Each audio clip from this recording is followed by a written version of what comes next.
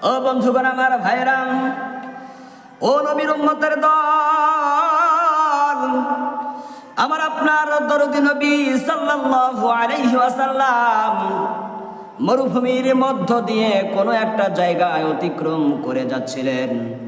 যাইতে যাইতে হঠাৎ করে প্রতিমধ্যে নবী আমার লক্ষ্য করে দেখলেন একটা গুইসাপ মরে জমিনের মধ্যে পড়ে আসে। নবী সাল্লাল্লাহু আলাইহি ওয়াসাল্লাম ওই গুইসাপের দিকে আঙ্গুলটা ইশারা করার সাথে সাথে ওই গুইসাপ জীবন্ত হয়ে নবী করিম সাল্লাল্লাহু আলাইহি ওয়াসাল্লামের সম্মুখে চলে আসলেন। শুধু আসলেন না, ও বন্ধু, একটু ভালো করে বুঝতে হবে রে বাবা, ওই গুইসাপের দিকে নবী আমার যখন আঙ্গুল দিয়ে ইশারা করলেন, ইশারা করার সাথে সাথে মরা গুইসাপটা জীবিত হয়ে নবীজির সম্মুখে আসলেন। নবীজির সম্মুখে আসার পরে নবীজিকে সালাম দিলেন, আসসালামু আলাইকা ইয়া রাসূলুল্লাহ, আসসালামু আলাইকা ইয়া হাবিবাল্লাহ, লাব্বাইক ইয়া রাসূলুল্লাহ, আনা হাজিরুন। ও নবী, আপনি আমার দিকে আঙ্গুল দ্বারা ইশারা করতে দেরি,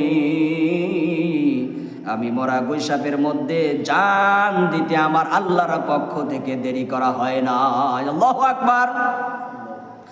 ও বন্ধুগণ, আমার ভাইরা, নবী আমার তখন গুইসাপকে প্রশ্ন করলেন যে আমি তোমাকে আঙ্গুল দিয়ে ইশারা করার সাথে সাথে তুমি আমি নবীর সম্মুখে উপস্থিত হয়ে গেলে, আর তারপরে আমার সম্মুখে এসে তুমি আরবিতে আমার সম্মুখে সালাম পেশ করলে, আবার বললে লাব্বাইক ইয়া রাসূলুল্লাহ, আনা হাজিরুন। ও নবী, আমি আপনার দরবারে হাজির, আমি আপনার দরবারে হাজির। নবী আমার আশ্চর্যান্বিত হয়ে গেলেন। ও গুইসাপ, তোমার মুখে আরবি ভাষায় কথা শুনে আমি নবী মুগ্ধ হয়ে গেলাম। মুগ্ধ হয়ে যাওয়ার কারণে আমি তোমাকে আরো কিছু প্রশ্ন করতে চাই।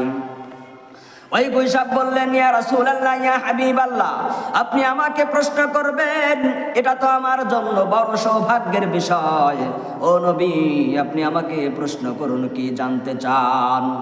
নবী আমার বললেন, লিমান তা'বুদ, তুমি কার ইবাদত করো, কাকে অনুসরণ করো, তুমি কাকে মহাব্বত করো, কাকে বিশ্বাস করো?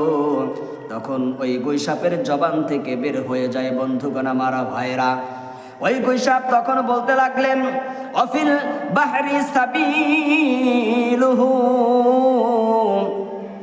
আমি এমন একজনের ইবাদত করি যিনি সমুদ্রের মধ্য দিয়ে রাস্তা বের করে দিতে পারেন। অফিল সাফিস সামাই আরশুহু, যার আরশে তার স্থান।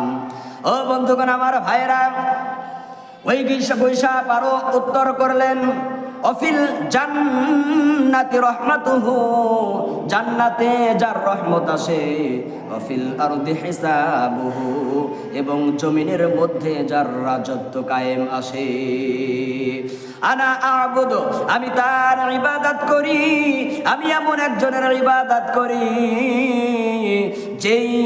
যেই আল্লাহর ইবাদত করলে আমার আল্লাহ খুশি হয়, আর যেই ব্যক্তি আল্লাহ তাআলাকে খুশি করতে পারে, ওই ব্যক্তির উপর আমার আল্লাহ তাআলাও খুশি হয়ে যায়। কথা বলেন ঠিক কিনা?